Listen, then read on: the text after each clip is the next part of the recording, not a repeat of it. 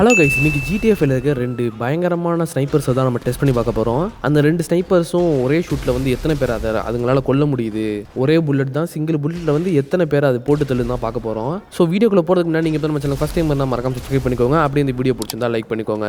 Okay guys, first நான் வந்து sniper rifle எடுத்துக்கிறேன். இது வந்து எல்லாருக்குமே காமனாக கிடைக்கிற ஒரு வெப்பன் தான். எல்லாருமே இந்த வெப்பன் தான் அதிகமாக யூஸ் பண்ணுவோம். ஸோ இப்போ என் முன்னாடி பார்த்தீங்கன்னா நிறைய என்பிசிலாம் நிற்க வச்சிருக்கேன். அவங்க ஆர்டராக நிற்கிறாங்க. ஸோ எத்தனை ஒரு 10 என்பிசி கிட்ட நான் நிற்க வச்சிருக்கேன். இந்த ஸ்னைப்பர் வந்து எத்தனை என்பிசியை போட்டு தள்ளுது தான் பார்க்க போகிறோம். ஓகே, ஃபர்ஸ்ட் நான் எடுத்து ஷூட் பண்ணுறேன். ஸ்னைப்பர் ரைஃபிள் வந்து பார்த்தீங்கன்னா 3 என்பிசியை போட்டு தள்ளுது ஒரே சிங்கிள் அட்டாக்ல.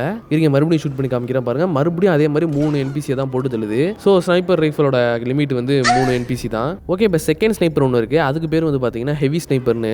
இது பார்க்கவே கொஞ்சம் லுக்கும் பயங்கரமாக இருக்கும். ஓகே, இப்போ இதை வச்சு டெஸ்ட் பண்ணி பார்ப்போம். இப்போ அதே மாதிரி நிறைய என்பிசியை நிற்க வச்சிருக்கேன். ஷூட் பண்ணுறேன். இந்த ஸ்னைப்பர் வந்து 4 பேரை போட்டு தள்ளுதுங்க. அந்த ஸ்னைப்பர் கூட 3 பேர் தான் லிமிட் போட்டு தள்ளுச்சு. இது என்னன்னு பார்த்தீங்கன்னா லிமிட் 4 பேரை போட்டு தள்ளுது. ஓகே, பயங்கரமாக இருக்குது இந்த ஸ்னைப்பர். ஸோ இது மாதிரி வேற என்னென்ன வெப்பன்ஸ் எல்லாம் வச்சு நம்ம இது மாதிரி டெஸ்ட்லாம் பண்ணலாம் அப்படிங்கிறத கீழே கமெண்ட்ல சொல்லுங்க.